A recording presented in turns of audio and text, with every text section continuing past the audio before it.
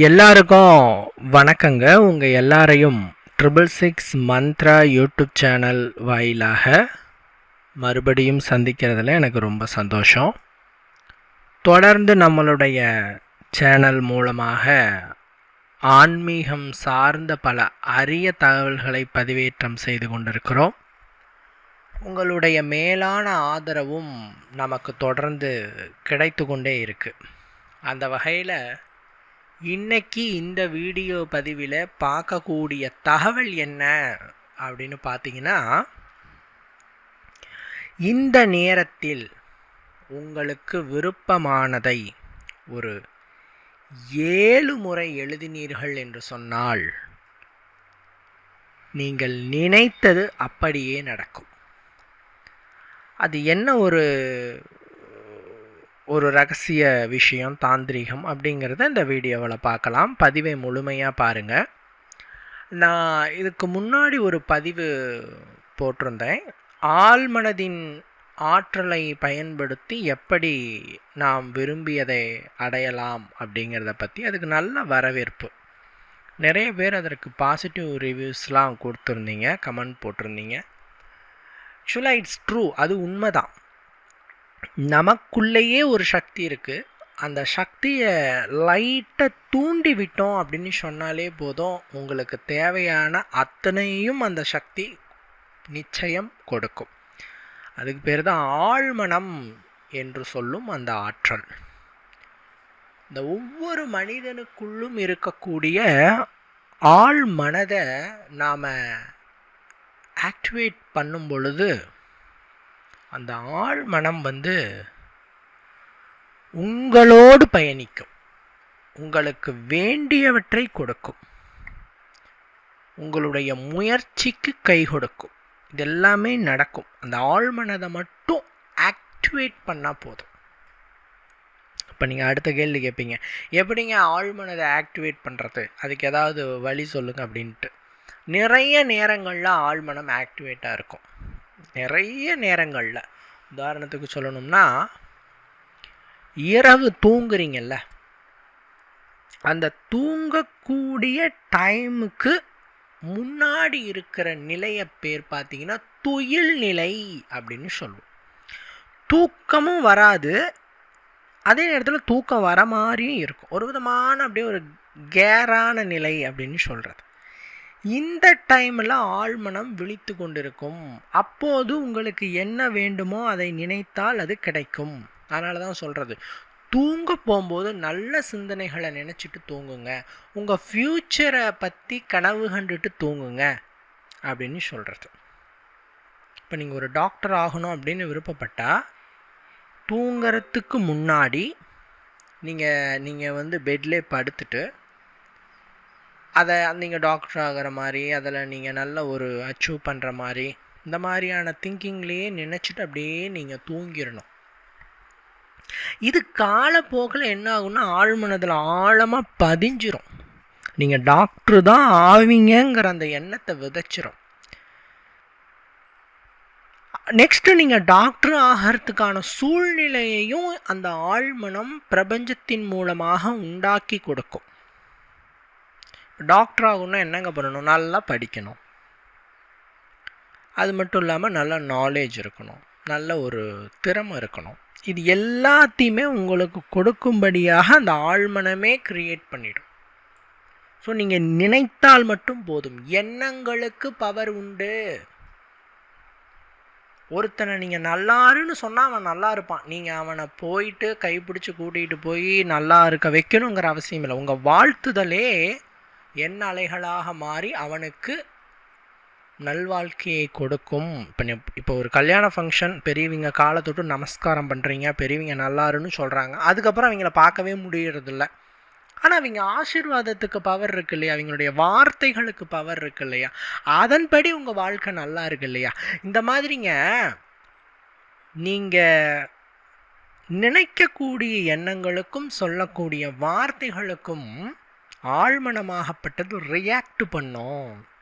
அதனால தான் சொல்கிறேன், கோபத்தில் சபிக்காதீங்க. ஆழ்மனம் ஆக்டிவேட்டாக இருக்கிற ஒரு டைம் என்னென்னா துயில் நிலை, தூக்கத்திற்கு முன்னாடி இருக்கிற அந்த நேரம்னு சொல்லிட்டேன். இன்னொரு நேரம் என்னென்னா கடுமையாக கோபமாக இருப்பீங்க பார்த்தீங்களா, அந்த சமயத்தில் ஆழ்மனம் ஆக்டிவேட்டாக இருக்கும். பயங்கரமான கோபத்தில் இருப்பீங்க. அப்படி யாராவது பக்கத்தில் வந்தாங்கன்னா அப்படி கடிச்சு குதறிடலாம் போல் ஒரு கோபத்தில் இருப்பீங்க. இந்த டைமில் ஆழ்மனம் ஆக்டிவேட்டாக இருக்கும். ரொம்ப அப்படியே அப்படியே பார்த்துட்ருக்கோம், இவன் என்ன நினைவுகளை எண்ணுறான், இவன் என்ன வார்த்தைகளை சொல்கிறான், அதை அப்படியே பழிச்சிடுறதுக்கு அந்த ஆழ்மனம் துடிச்சிட்டு இருக்கும். அதனால தான் சொல்கிறது, கோபமான நேரத்தில் சபிக்காதீர்கள் என்று. அதீத கோபத்தில் இருக்கும்போது சபித்தோம் என்றால் அந்த ஆழ்மனம் அவர்களை தாக்கி அவர்களுக்கு அந்த சாபம் பழித்திட செய்யும். ரெண்டாவது எப்படிங்க, இப்போ 2 இடம் சொல்லிட்டேன். 3வது இடம் எப்படிங்க அப்படின்னா, சந்தோஷமாக இருக்கிற டைமில் ஆழ்மனம் ஆக்டிவேட் ஆகிடும். ஒரு காமெடி பார்க்குறீங்க, நல்லா சிரிக்கிறீங்க, உங்களை மறந்து நல்லா ஜாலியாக சிரிக்கிறீங்க. அல்லது உங்கள் வீட்டில் ஒரு ஃபங்க்ஷன் நடக்குது, ஒரு சந்தோஷமான ஒரு சூழ்நிலையாக அது உங்களுக்கு அமையுது, சந்தோஷமாக இருக்கீங்க. அந்த சமயத்தில் உங்கள் ஆழ்மனம் ஆக்டிவேட் ஆகிடும். அப்போது உங்களுக்கு பிடிச்சமானவங்களை பார்த்து நல்லா இருப்பான்னு சொன்னீங்கன்னா அவங்க நல்லா இருப்பாங்க, அவங்க சேமமாக வாழ்வாங்க. இப்படி நம்மளுடைய ஆழ்மனம் ஆக்டிவேட் ஆகிற டைமில் நமக்கு ஏற்புடைய விஷயங்களை உள்ள புகுத்தினோம் அல்லது மற்றவர்களுக்கு புகுத்தினோம் என்று சொன்னால் நாமும் நல்லா இருப்போம், அது மூலமாக மற்றவங்களும் நல்லா இருப்பாங்க. சரிங்க, இப்போது நான் ஒரு ஆசையை ரொம்ப நாளாக நினச்சிட்டு இருக்கேன், அது நிறைவேறதுக்கு இந்த ஆழ்மனதை எப்படிங்க தூண்டணும் அப்படின்னு கேட்டால், இந்த 3 டைமில் ஆழ்மனம் ஆக்டிவேட் ஆகணும்னு நான் சொல்லிட்டேன். இந்த 3 டைமில் ஆழ்மனம் ஆக்டிவேட் ஆகும். இது இல்லாமல் நம்ம ஆழ்மனதை ஆக்டிவேட் நாமளே பண்ண முடியுமா அப்படின்னு கேட்டால், ஒரு விஷயத்தை தொடர்ச்சியாக நினைக்கும் பொழுதும் ஆழ்மனம் ஆக்டிவேட் ஆகிடும். அல்லது ஒரு விஷயத்தை தொடர்ச்சியாக பார்க்கும்போதும் ஆழ்மனம் ஆக்டிவேட் ஆகிடும். சரிங்களா?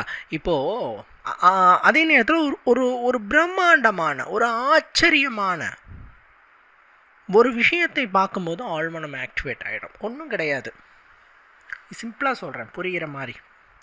கோயில் போகிறீங்க, சுவாமியை பார்க்குறீங்க, எந்த சுவாமியாக இருந்தாலும் பரவாயில்ல, முருகன், பிள்ளையார், அம்மன், எந்த சுவாமியாக இருந்தாலும் பரவாயில்ல.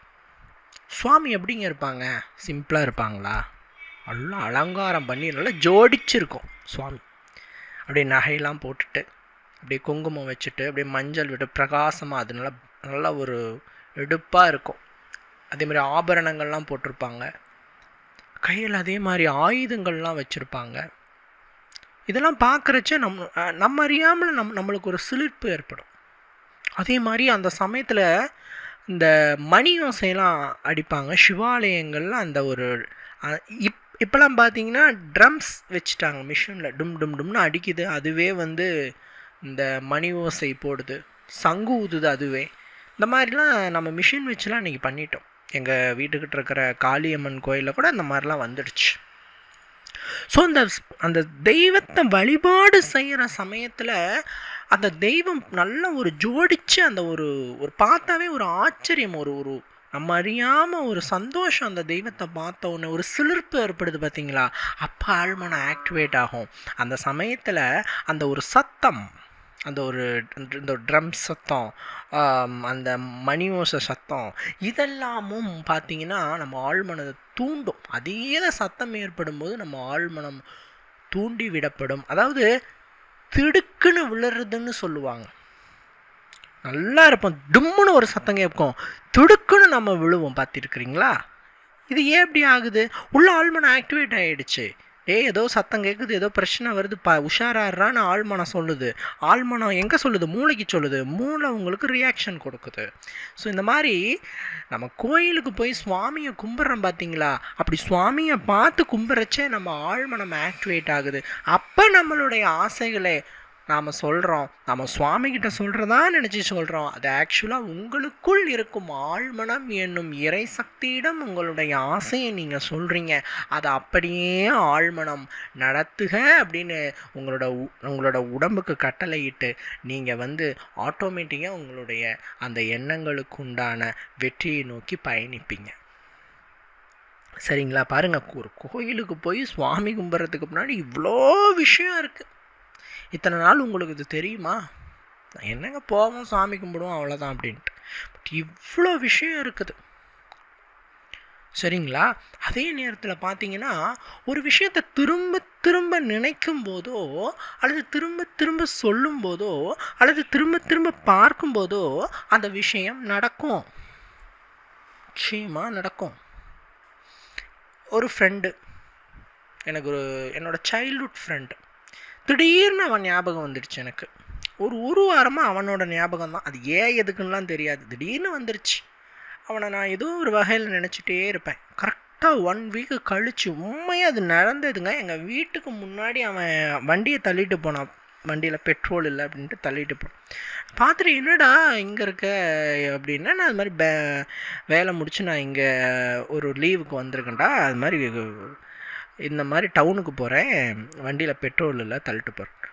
நான் உடனே கொஞ்ச நேரம் பேசணும். இது எனக்கு ஆச்சரியமாக இருந்தது. நான் அவனை ஒரு வாரமாக நினச்சிட்டு இருந்தேன். அவன் எங்கேயோ இருக்கான் பெங்களூரில், சொந்த ஊர் நம்ம ஊர் தான். நான் நினச்ச சமயத்துலேருந்து ஒரு வாரத்தில் அவன் எதுக்கு என் கண்ணில் தட்டுப்படணும்? இத்தனை வருஷம் பார்க்க முடியாதவன் எதுக்கு என் கண்ணில் தட்டுப்படணும்? என் வாழ்க்கையில் நடந்த இந்த சம்பவம் போல் உங்கள் வாழ்க்கையும் நிச்சயமாக ஏதோ ஒரு சமயத்தில் நிச்சயமாக நடந்திருக்கும். ஸோ இதுலேருந்து என்ன தெரியுது? ஒரு விஷயத்தை ரொம்ப நினைக்கும் பொழுது அந்த விஷயம் நடக்கிறதுன்னு தெரியுது. இன்னொன்று, எண்ணங்களை விட காட்சிப்படுத்தி அதை எண்ணமாக கொண்டீங்கன்னா அதுக்கு சக்தி அதிகம். வெறுமனே ஆப்பிள் அப்படின்னு நீங்கள் சொல்கிறத விட அந்த ஆப்பிள் எப்படி இருக்குன்னு மனசில் நினச்சி ஆப்பிள்னு சொன்னீங்கன்னா உங்களுக்கு ஆப்பிள் உங்கள் கையில் விழும். ஸோ நான் என்ன சொல்கிறேன் அப்படின்னா, காலையில் பிரம்ம முகூர்த்தத்தில் எழுந்திருச்சு.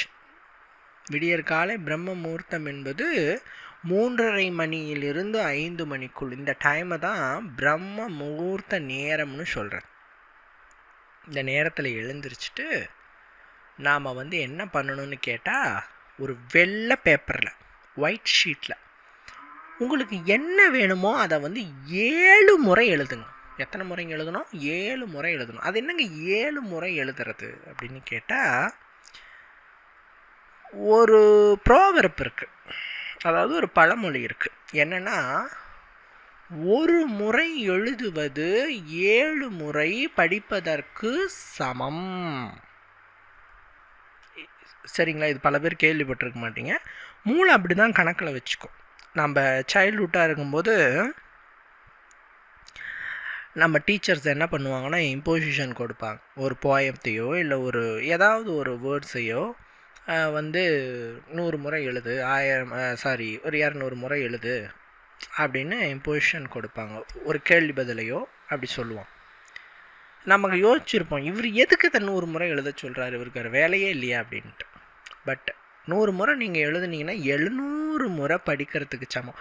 அது நீங்களே வெளியே போனாலும் அந்த கேள்வி பதில் உங்களுடைய எண்ணங்களை விட்டு வெளியவே போகாது. ஸோ அதனால் மனதில் ஆழமாக ஒரு விஷயம் பதிய வேண்டுமென்றால் எழுதுங்கள். அதுவும் ஆழ் மனதில் ஆழமாக பதியணும்னா எழுதினால் மட்டும்தான் முடியும். ஸோ அதுக்காக ஸ்ரீராம ஜெயம் எழுத சொல்லுவாங்க, கேள்விப்பட்டிருக்கீங்களா?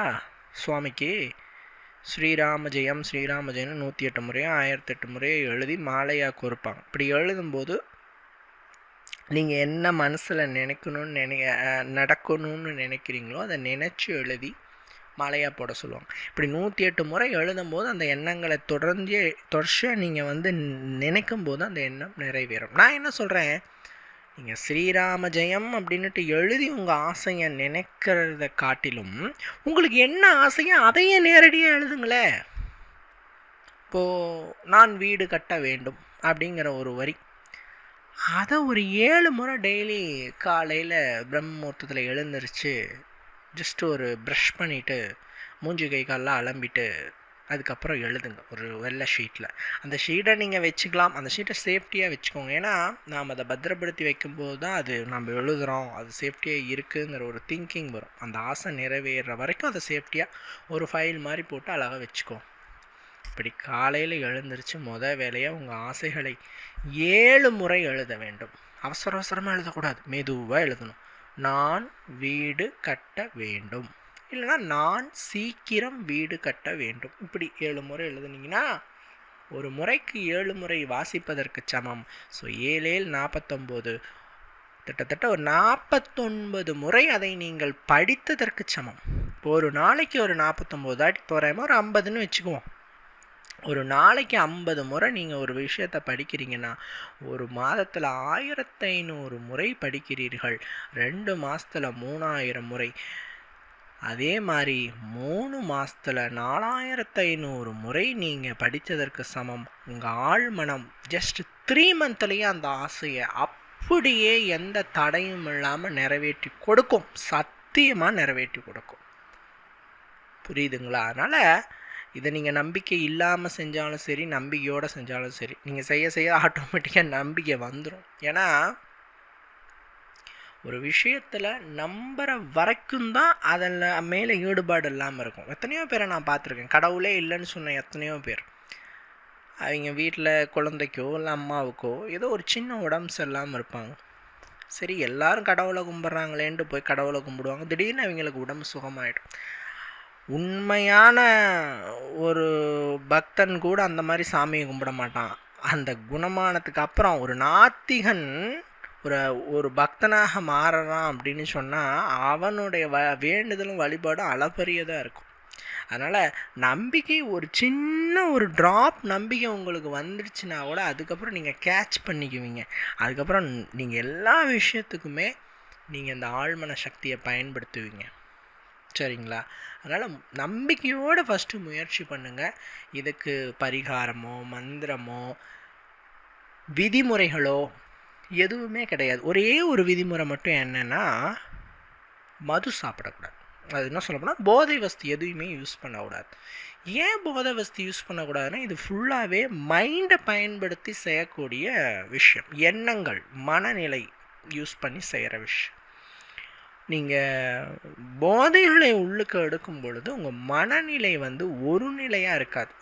அட்லீஸ்ட் ஒரு 2 நாளைக்காவது ஒரு மாதிரி தான் இருக்கும். அதனால் இதை நீங்கள் செய்கிறச்ச ஒரே ஒரு கட்டுப்பாடு, போதை வஸ்துகளை பயன்படுத்தக்கூடாது. மற்றபடி இதுக்கு கட்டுப்பாடுன்னு எதுவும் இல்லை. பிரம்ம முகூர்த்தத்தில் செய்கிறது இன்னும் சிறப்பு. ஏன்னா மைண்ட் அப்போ தான் ஃப்ரீயாக இருக்கிற டைமு, ரிலாக்ஸ்டாக இருக்கிற டைமு. இயற்கையாகவே பிரம்ம முகூர்த்தத்தில் ஆழ்மனம் கொஞ்சம் ஆக்டிவேட்டாக இருக்கும். ஸோ நம்ம இன்னும் மேலும் அதை ஆக்டிவேட் செய்கிறோம்.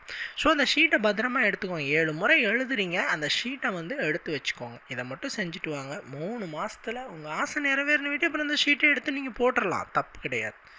ஏன் அந்த ஷீட்டை பத்திரப்படுத்தணும்னா, நம்ம இவ்வளோ தூரம் எழுதியிருக்கோம் அப்படின்ட்டு உங்கள் மனசை புரிய வச்சு ஆழ்மனதை சீக்கிரமாக தூண்ட செய்கிறதுக்கு தான். மற்றபடி இதில் எந்த விதமான மேஜிக்கும் கிடையாது. உங்களுடைய எண்ணமும் உங்களுடைய அந்த ஒரு தொடர்ந்து அதை செய்யக்கூடிய அந்த கன்சிஸ்டன்சின்னு சொல்லுவோம். இன்றைக்கி செஞ்சால் நாளைக்கு செய்யலை அப்படின்னு இல்லாமல் தொடர்ச்சியாக செய்கிறச்சே அது நிறைவேற அதிசயத்தை உங்களால் கண்கூடாக பார்க்க முடியும். சரிங்களா? ஸோ இவ்வளவு நேரம் பொறுமையாக அந்த வீடியோ பார்த்ததுக்கு ரொம்ப நன்றி. இன்னொரு வீடியோவில் உங்களை நான் சந்திக்கிறேன். நன்றி, வணக்கம்.